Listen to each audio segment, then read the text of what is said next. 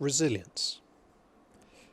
The video talks about Coventry's suffering and destruction in the Second World War, and the city's reputation for resilience rising out of adversity, echoed in the experiences of new communities who have made their home in the city.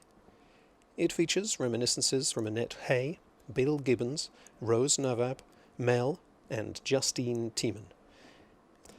Their thoughts are framed by striking images of the iconic cathedral, as well as white angles of modern architecture.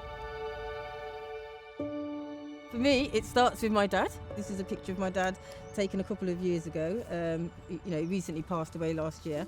But my dad, is an example of resilience for people from the Caribbean community, but from many other, I would imagine, migrant communities too. I lived in Sherburn Street, and the houses got bombed down, and I could be taken. What I thought would be soldiers at the time, but they'd probably be home guard men, taking us to some shelters. And I can remember them taking me into there, and we stopped there for a while, and then I went to live at my grandmother's. And then I was evacuated to Gunhill at Arley. And I came back from there to live at Bradford. Resilience felt to be the right word because of how the city grew back after the Second World War. It wasn't just putting back in place what was there before, it was thinking about what makes the world a better place. I think because we were able to pick ourselves up so quickly and rebuild ourselves as a city and show our resilience, we were able to offer that helping hand out to Stalingrad, and then it turned into a similar thing for places like Dresden, Lidice, all these places, and I think that just shows our resilience.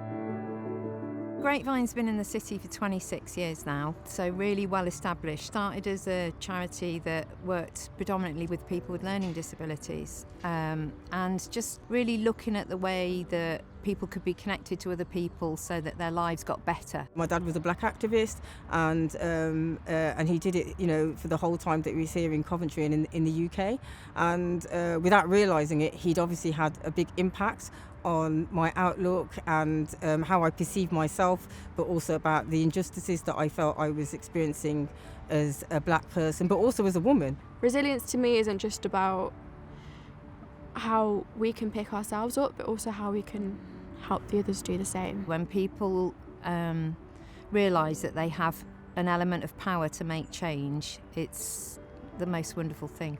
I do see Coventry as a resilient city. I see Coventry as a city that's welcomed, embraced, or had to adapt to very diverse communities, and that takes all sorts of different types of resilience. There's resilience of the people that were here before, but there's also the resilience of the new communities that have come here and that have had to adapt and integrate or kind of represent themselves as independently. Whichever way it is, it's demonstrating a form of resilience. Yeah, I think people always associate the word resilient with kind of being a bit ice cold. That's why I think the view on resilience should be changed a bit. As we start to tell that narrative about ourselves again, it starts to snowball, and Coventry starts to blossom and flourish. And I do have a lot of hope for the city moving forward over the next couple of decades. Without the people, there wouldn't be anything. So I guess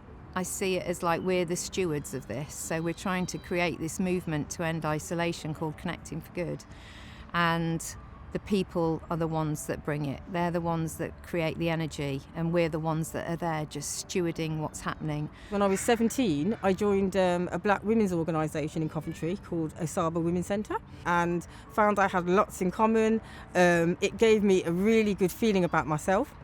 So again, growing up in a very white neighbourhood, in a white community, as first generation black person, I didn't always have positive view of myself, in terms of, whether I was, attractive, whether I was intelligent, or things like that. And being part of that black women's organisation and being amongst black women that were very diverse in themselves, they were all, or most of them were from Caribbean heritage, but they were very diverse in terms of their educational backgrounds, their aspirations, their experiences, all sorts of things. Yeah, that was, I think, the catalyst for me, was joining that group. I joined it as a volunteer, but very quickly became very active. People don't believe that they have the power to be able to do something.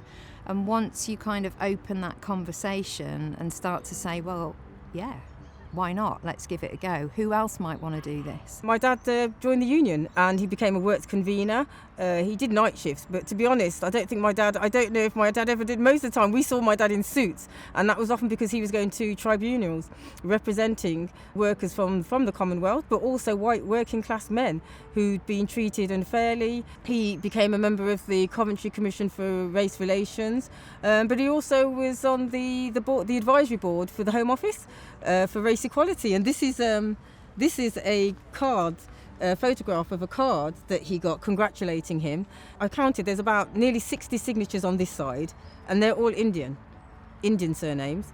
And on this side are signatures of councillors. There's quite a lot of councillors, but also the Canon Peter Berry from the cathedral, who I know was one of my dad's good friends, and Councillor War.